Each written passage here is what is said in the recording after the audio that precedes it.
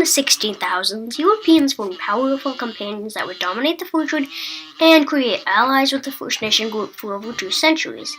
The Algonquian-speaking people became allies of the French. The Iroquois-speaking people became allies of the British. The Europeans and First Nations recognized each other as sovereign nations and created allies that were mutually beneficial. The treaties and alliances between the Europeans and the First Nations people in the 17th century showed the mutual respect for each other's sovereignty and recognized each other's right to maintain their own customs. Champlain heads towards his fort, Quebec. New France. Champlain founded Quebec and New France in 1608. In 1627, the Company of New France was created, and the King of France gave the company a fur trade monopoly on condition that it would bring settlers to populate New France. Individual explorers like Étienne Bleu, seeing the rich and abundance of fur in the interior, quickly turned into entrepreneurs. Champlain and the Anishinaabe people in 1615 to 16, Champlain overwintered with Anishinaabe people on the shores of what is now called Gorgon Bay. Champlain spoke admirably of these hard-working farmers, who he called Hurons. He wrote, "This nation is very numerous, and the greater parts of great warriors, hunters, and fishermen. They have several chiefs who take command, each in his own district. The majority of them plant Indian corns and other crops. They are hunters who go in bands into various regions and districts where they trade with other tribes distant more than 400 or 500 leagues. They are cleanest native people in their household affairs that I have seen, and more industrial in making mates.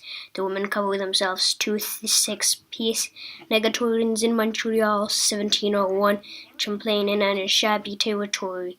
But the men were uncovered, having nothing on but a fur robe like a cloak, which they usually lay aside, especially in the summer, to Catholicism.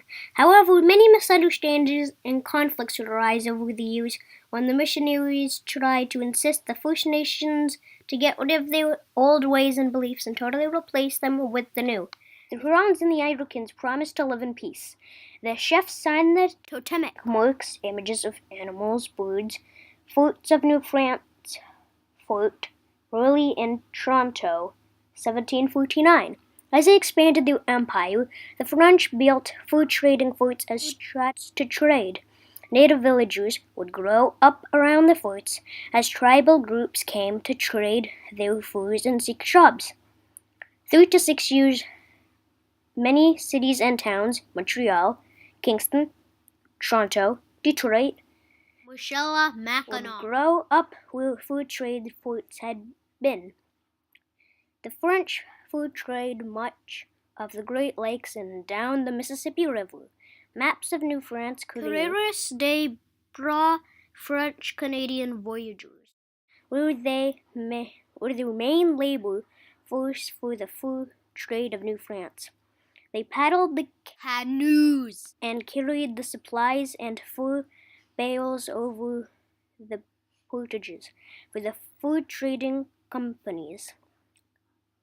So, when the king made these new laws forbidding trading by anyone except the monopoly company, many young men broke the law and moved out into the wilds to trade for furs.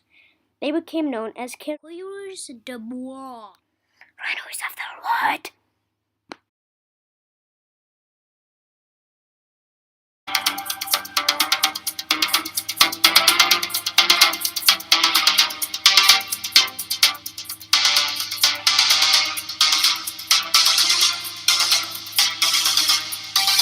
Some of the forgotten